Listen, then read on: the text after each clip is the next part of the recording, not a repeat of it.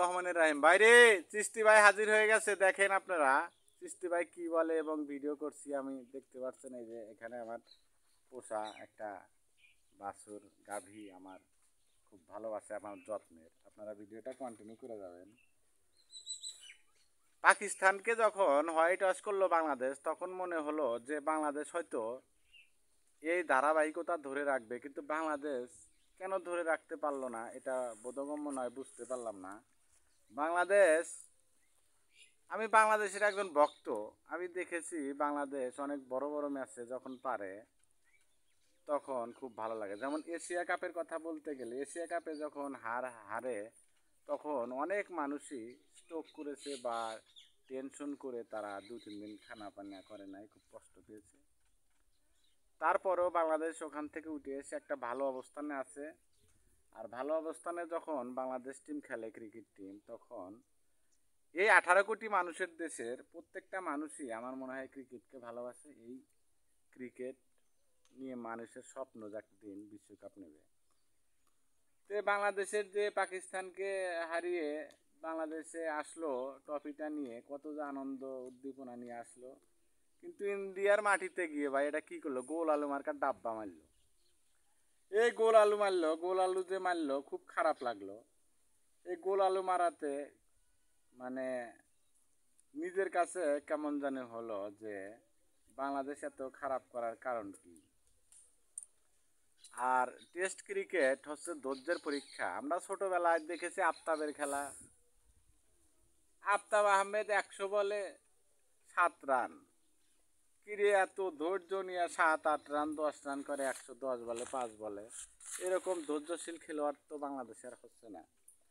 তবে আশা করি পরবর্তীতে বাংলাদেশ ঘুরে দাঁড়াবে। আর যেহেতু সামনে ইন্ডিয়ার সাথে আর একটা টেস্ট ম্যাচ আছে, ওই ম্যাচে বাংলাদেশ ঘুরে দাঁড়াবে।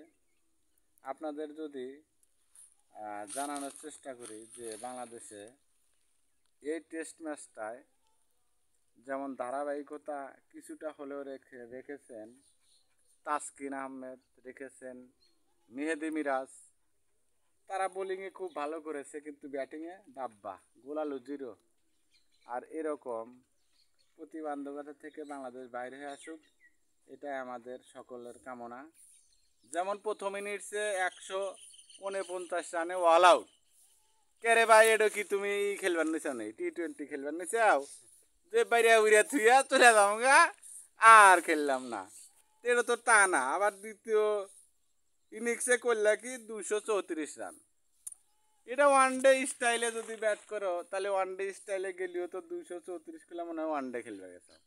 এটা ধৈর্যশীল হও রে ভাই, তোমরা সবাই যদি ধৈর্যশীল হও, এই বাঙালি জাতি তো তোমাকে ভালোবাসে, তোমাকে নিয়ে কত স্বপ্ন দেখে, গৌরব করে। তোমরা এই বাংলাদেশের জন্য খেলো, কেউ ব্যক্তির জন্য খেলো না। তে অনেক সময় জানা গেছে যে দলের মধ্যে নাকি অনেক বিভাজন থাকে, অনেক টিম সিলেকশন নিয়ে অনেক ই থাকে। তো এগুলো আমরা পরিহার করে যারা টিম সিলেকশন আছেন, এমন একটা দল আপনারা সিলেকশন করে দিবেন যে দলটা যেন বাংলাদেশের জন্য একটা ভালো কিছু বয়ে আনে।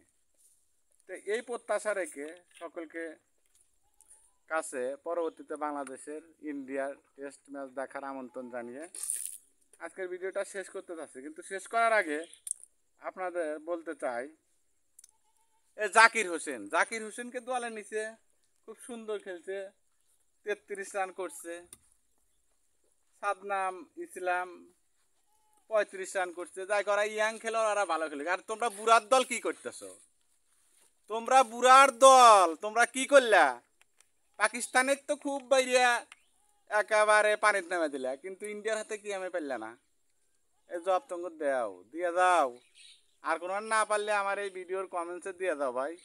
আমার কথায় ভাষায় ভুল হলে ক্ষমা করে দিবেন। আল্লাহ হাফেজ, সকলে ভালো থাকবেন, সুস্থ থাকবেন। মামা চলে আইছে।